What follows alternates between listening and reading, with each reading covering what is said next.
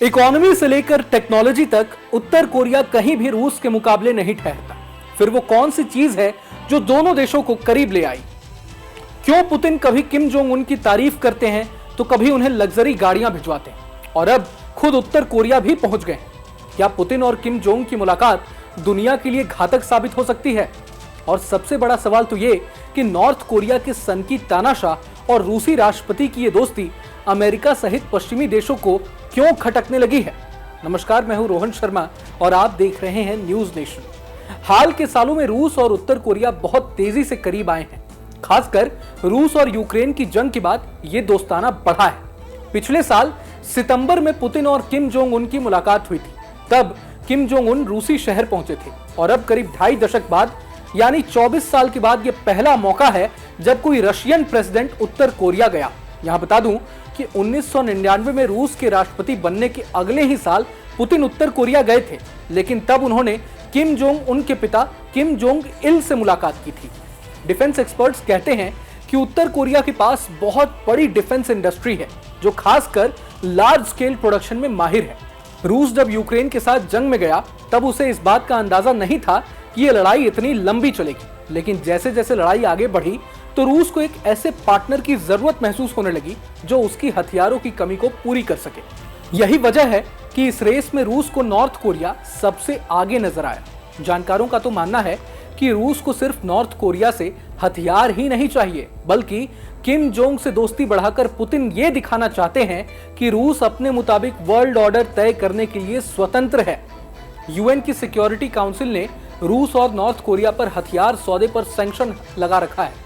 ऐसे में 2023 में पहले रूसी डिफेंस मिनिस्टर का उत्तर कोरिया जाना और अब पुतिन ने नॉर्थ कोरिया जाकर एक तरीके से इस सैंक्शन को ठेंगा दिखा दिया है। नॉर्थ कोरिया भी रूस से यूं ही दोस्ती नहीं बढ़ा रहा। किम जोंग उन पुतिन से मुख्य तौर पर 2 चीजें चाहते हैं। पहला है खाद्यान्न। चूंकि उत्तर कोरिया खाने पीने की चीजों की कमी से जूझ रहा है, वहां अनाज की भारी किल्लत भी है। ऐसे में रूस बड़ा मददगार साबित हो सकता है। दूसरा है रशियन टेक्नोलॉजी। उत्तर कोरिया के तानाशाह किम जोंग उन की मिसाइल और हथियारों की सनक किसी से छिपी नहीं है।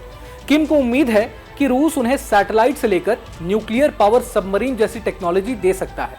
मीडिया रिपोर्ट्स के मुताबिक रूसी राष्ट्रपति और उत्तर कोरिया के तानाशाह ने तो नए डिफेंस डील पर हस्ताक्षर भी कर लिए हैं। इस डील के मुताबिक अब अगर किसी भी देश ने उत्तर कोरिया या फिर रूस पर हमला किया तो उसे दोनों देशों पर हमला माना जाएगा।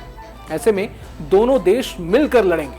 जानकारी के मुताबिक उत्तर कोरिया के किम जोंग उन ने नए डिफेंस डील को अलायंस नाम दिया है। अब 9 महीने में दूसरी बार पुतिन और किम जोंग की मुलाकात ने दुनिया की टेंशन भी बढ़ा डाली है। दोनों नेताओं की मुलाकात से इसलिए टेंशन बढ़ गया है क्योंकि दोनों ही पश्चिम विरोधी हैं और एक तरह से इस वक्त अलग थलग पड़े हुए हैं। इस मेगा मुलाकात पर कई देशों की प्रतिक्रियाएं भी सामने आई है। अमेरिका ने दोनों देशों के बीच गहरे होते संबंधों को लेकर चिंता जताई है। अमेरिका की नेशनल सिक्योरिटी काउंसिल के प्रवक्ता जॉन किर्बी ने कहा है कि रूस और उत्तर कोरिया के गहरे होते संबंध का यूक्रेन पर बड़ा असर पड़ सकता है। रूस और उत्तर कोरिया दोनों ही हथियारों की डील के आरोपों को खारिज करते आए हैं, लेकिन अमेरिका समेत पश्चिमी मुल्कों का दावा है कि उत्तर कोरिया से रूस को हथियार लगातार मिल रहे हैं। अब टेंशन की बात तो यह है कि अगर उत्तर कोरिया को रूस से टेक्नोलॉजी मिलती है तो आने वाले वक्त में ये दुनिया के सामने कितना बड़ा खतरा पैदा कर सकता है। बहरहाल, अगर आपको ये वीडियो पसंद आए तो लाइक करें और चैनल को सब्सक्राइब करें। वहीं तमाम बड़ी खबरों के लिए देखते रहें न्यूज नेशन।